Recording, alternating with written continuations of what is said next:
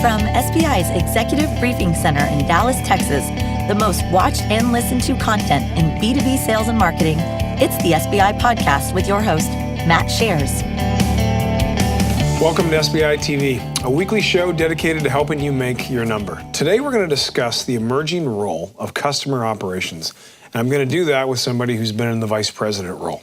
If you think about this role, it combines the discipline of customer success, traditional sales operations, and demand generation. So this is a new emerging role. Some of you might know it as a chief of staff, but if you think about the operational rigor, this also has that deep dive into it. So I am your host, as always, Matt Shares. I'm the CEO of SBI. Joining me in the studio today for this great conversation is Scott Asher.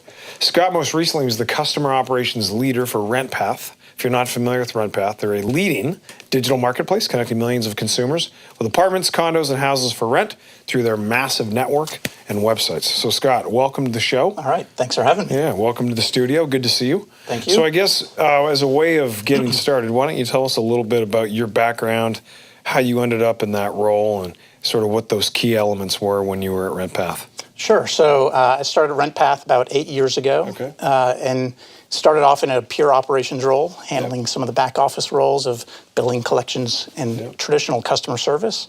Was able to add in some responsibilities around marketing and product, and then traditional sales ops.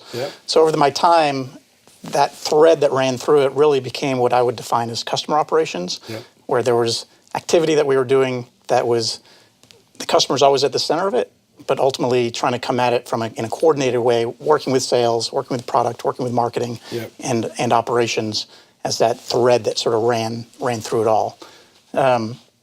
What I think made it a little bit different, and what we'll talk about a little bit more, is taking customer service from a traditional approach to think about it in a little bit more of a holistic manner. So it's not just a department, it's not just an inbound call center that ultimately was handling problems from customers, but think about it a little more holistically, a little more coordinated with those other functions, and ultimately in a more proactive way.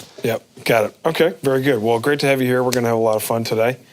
If you're watching or you're listening out there, and you want to make sure that you're always plugged into our weekly show and the content we produce, if you're an iPhone user, all you have to do is download the SBI app, go to the Apple Store, search for Sales Benchmark Index, and then you can use the iPhone to get the notifications to bring you this content on your commute, travel, or if you want to have us keep you company while you're doing CrossFit on your workout. So we're going to jump into the questions, and Scott and I are first going to talk about customer onboarding. And in this segment, this is not something where we at SBI see a lot of people paying a lot of attention to. However, with customer experience sweeping B2B companies right now and the concept of customer success, I will tell you, those that are doing customer onboarding well are getting an unbelievable advantage on CX and an unbelievable advantage on retention. So, Scott, with that as the backdrop, you think about people, think about process, think about technology, like just level set, I guess, for the audience, how you think through that and how you were able to do it as well as you did. Yeah, sure. And just for maybe some context, the customer in the case of RentPath is really the apartment or the property manager. So you have RentPath brings together a two-sided marketplace as consumers who are renters looking for a place to rent through rent.com or apartmentguide.com. The property managers of the apartments are the customer. They're the ones paying to advertise their apartment. The way we looked at it was that onboarding, when you bring somebody on, like an apartment, there's a lot more to the product, to the service that RentPath offers. The core of it is bringing those renters to them, but there's a lot more that goes into knowing how to effectively manage them, how to bring in the services that RentPath can wrap around it to help them do a better job managing their own business. And so it's not necessarily, in the past, it was simply, hey, advertise and your phone will ring. And that was kind of the extent of the relationship. It became much more involved in a digital media way where we could actually help support that customer in their needs, their customers' needs.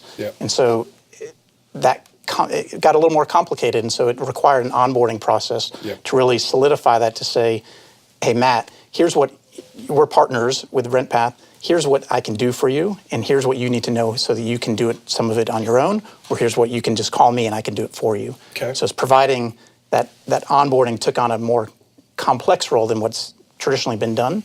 And I can walk through examples and share more about that. Well, I think if there was maybe a way to click on that, Scott, would be if there were metrics you used while you were like that said to you, customer onboarding is working well. Yep. Here's how I know. Yep. And then pull that through to value creation. I mean, what economic value was it driving for the business from a hard metric? So I think people can probably understand the soft metrics, but tell us a little bit about that. Yeah, so clearly from an onboarding perspective, one of the key metrics is just the adoption, the engagement of the customer.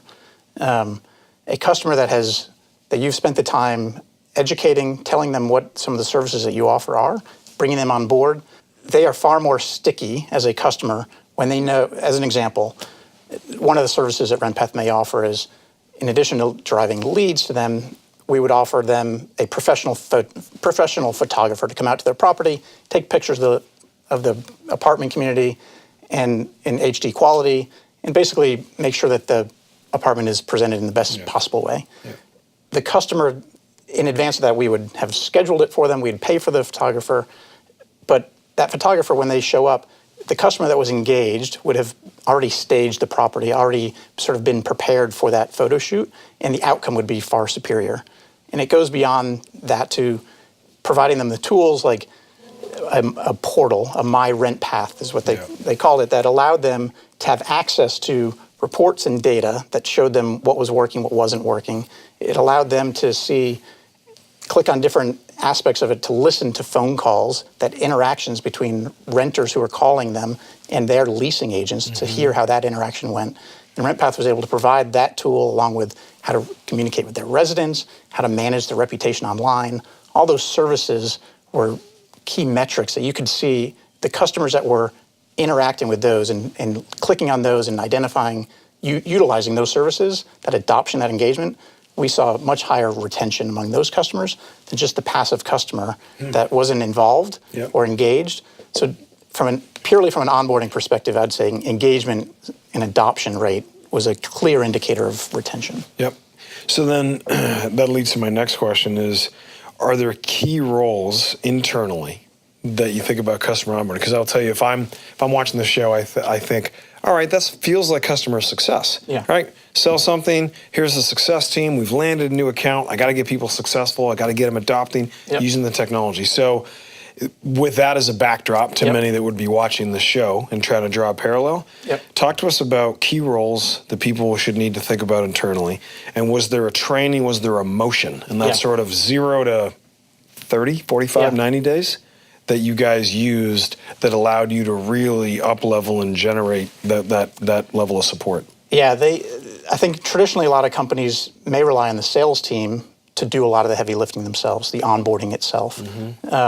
And in some ways that makes sense because the customer may have the relationship with the salesperson. They may have just been the one who helped they sign the agreement together, and they may even be able to do it in person. And in fact, that's how RentPath used to do it. What we found, though, was best laid intentions don't always work. We just signed an agreement. Let me set up a time a week from now. Let me walk you through everything that you've just signed up for and make sure that you know what you're going to do. It sounds great. What ultimately happens, though, is, salesperson gets busy, they've got other stuff going on, and that best laid plan of getting back in touch with you just didn't happen or didn't happen as quickly or as thoroughly as we wanted. And so ultimately we decided it needs to be much more of a rigor around it. And so we brought in a role that was an onboarding specialist role, whose sole role, sales was still involved.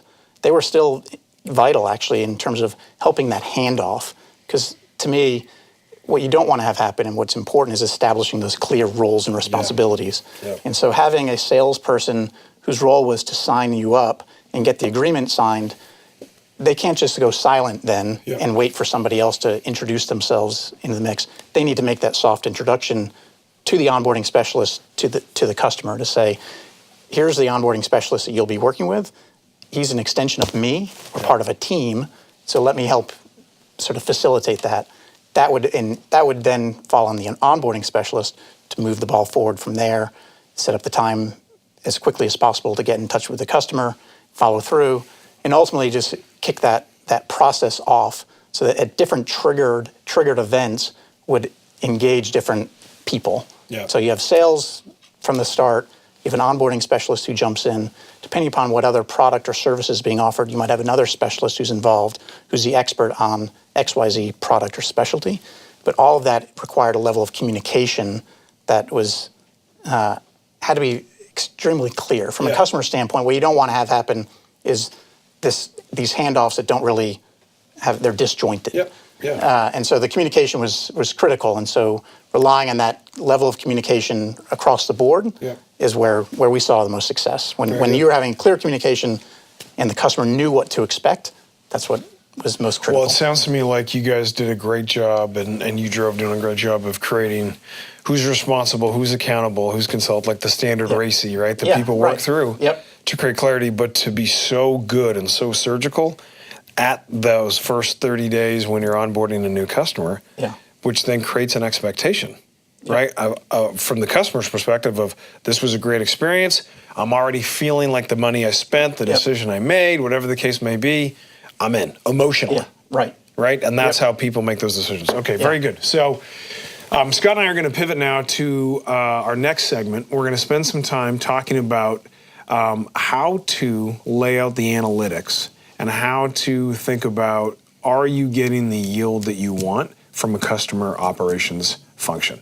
So I guess when you think about retention and retention insights and people being able to pay attention, what do you usually see that would be getting bubbled up to you either from an analyst? What are you asking for that lets you know, trouble alert, or let's go do more of that? Yeah, part of I think there is certainly the data that tells you, something's wrong. I think sometimes what we try to take an approach of trying to be a little more proactive to identify the problem before it became a problem, or identify an issue before it really became a problem. So we sort of looked at it, at least the way we looked at it was in three ways. One was, we might say, what are the insights that we can give to the customer just to make them smarter, just to make them understand their business better? So in the case of RentPath, are they missing phone calls? Are their leasing agents not doing a good job on the phone? Just what are the things that just in their business they might not have insight into or understand as well, as we may have some visibility to that they don't, that we would just educate them on that. But then beyond that, the other way we'd look at it is, I don't want to just make you smarter. I want to make you smarter, but I also want to make you look better to your boss. I want to make you really be presenting yourself to your boss as somebody who's ROI focused, who's data driven.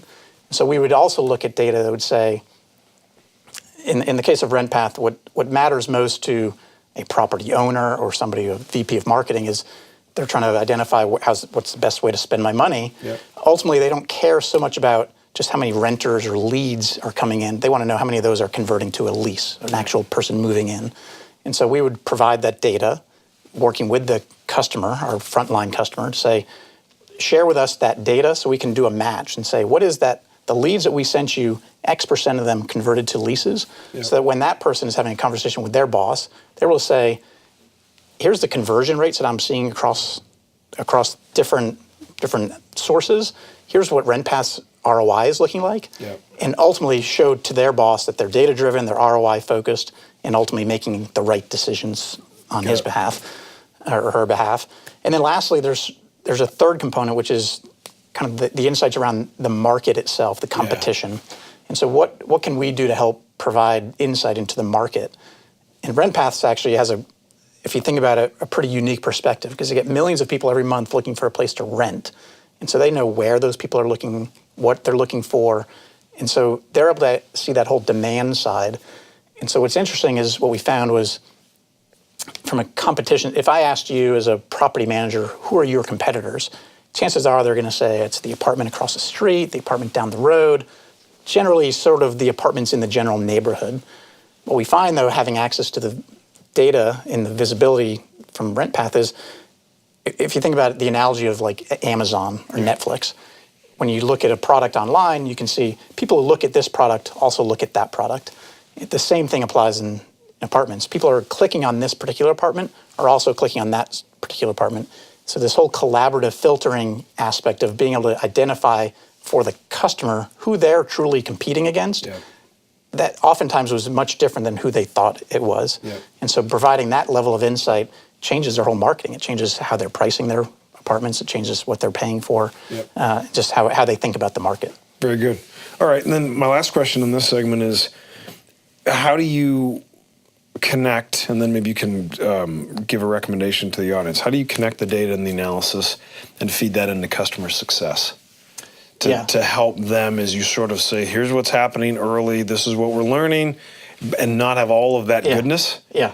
Where it's not getting connected, not just for a certain component of a new customer who hit day 91 and now they get transitioned from the onboarding team, but more about like the ongoing operating rhythm of the company. Yeah, so that ongoing rhythm, there's a regular cadence to it. So it's not meant to be a wait until day 91 and then boom, we're going to hit you with all this information along the way. Because it's so integrated throughout the company, you have marketing, there's an automation function to it. So reports being sent out on a weekly, monthly basis that show you certain information.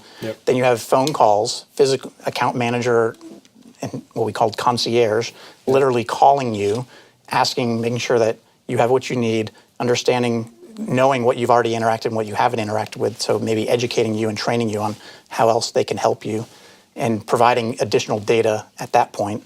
And then ultimately there's the sales function, and sales is the way, at least at RentPath, they're still looking at it as a both hunter and farmer model, sort of account management model. And so what we found is those customers, and the way I think of customer success as being a little bit different than customer services, and just in a traditional sense, is it's not just about the retention side. It's not just about trying to understand the value that would help them stay. It's teaching them and understand the value to why they might want to do more business with you, and why they may want to become a promoter and help advertise you to other people. So it's both a growth as well as retention approach. Okay, got it. Very good. Okay, so in this last segment, Scott and I are going to talk about what we call proactive customer care. And this is a trend that we continue to see in the marketplace is in this function. So it acts differently than customer service, which if you think about that, waits for the call to come in. Customer care is going to go proactive. So, Scott, how do you see customer operations sort of getting off the back foot and getting onto the front foot relative to being proactive and going on the offensive? Yeah, so if you think about customer service in the traditional sense, it was waiting for that problem to arise. Someone calls in, emails to a general support number. I think of customer service in the past as being almost more of a department. It's not. It's like a big C, big S. It's customer service, and it's not an integrated function. Contrast that with sort of a more customer success, customer operations framework. It has a much more integrated. It's much more integrated with product, with sales, with operations, with marketing, with training. In that, the handoff between each of those things, as I mentioned earlier, there's a much more defined, clear set of roles and responsibilities, and based on both either a customer action or some other triggered event.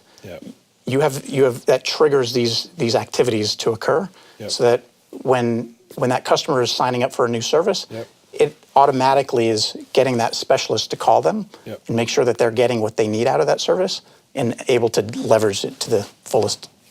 Got it. Makes sense.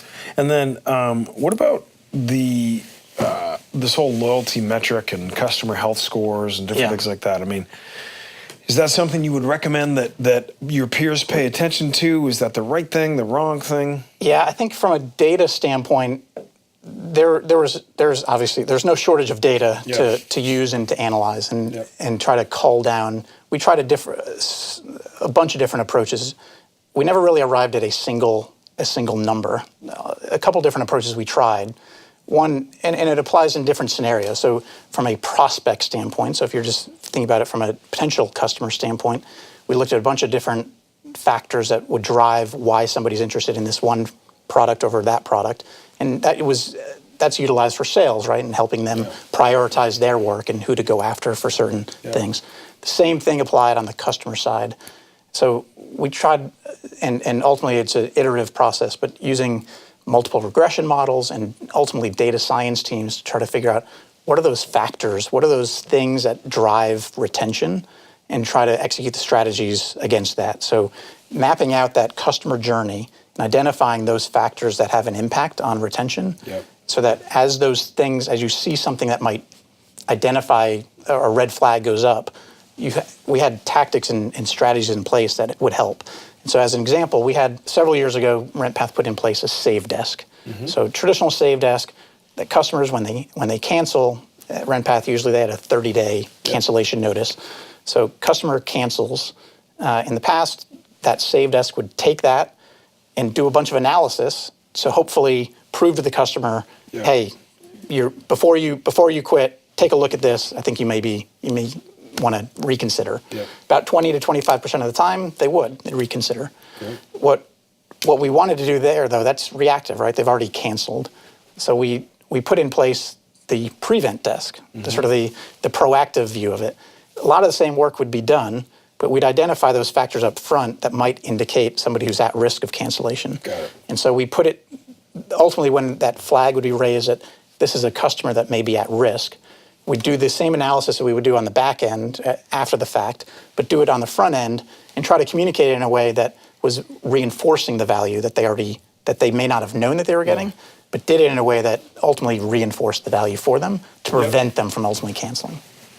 So Scott, what I love about this whole concept of customer operations is how integrated you became in the commercial motion. Like it's not like sales operations sits here and feeds data, and then sales takes it and they interface with the customer. Right? Marketing ops fits data, they feed it to marketing and say, ooh, what do we got to do differently? Right? What you did with customer operations is you said, this is commercially impactful. We're paying attention. We're impacting first interaction. We're impacting back-end interaction. We're impacting the middle. We're impacting the journey. So yes, there's data and there's analytics, but it's much more so. I'm almost looking at saying it's commercial operations and the way you did it and the measures you use. So just great insight, and I appreciate you stopping by and sharing it with us. I appreciate it. All right, so as a listener or a viewer, we just explored a new topic and a new way to think about having an impact and thinking about the operational, if you're a revenue operations focused organization, sales ops, marketing ops, I think you can take away that if you have customer operations, that's probably the overarching tenet. And then how you deploy that against your customer life cycle is a way for you to say, how do I apply what Scott just taught me? So, as always, you have a choice on where you put your eyes and your ears. And on behalf of the SBI team, I want to thank you for tuning in and your continued support. That's it for today. As always, until next time, I wish you good luck as you try and make your number. This has been the SBI Podcast. For more information on the studio, SBI's Executive Briefing Center, our team, or to schedule a workshop, please visit salesbenchmarkindex.com.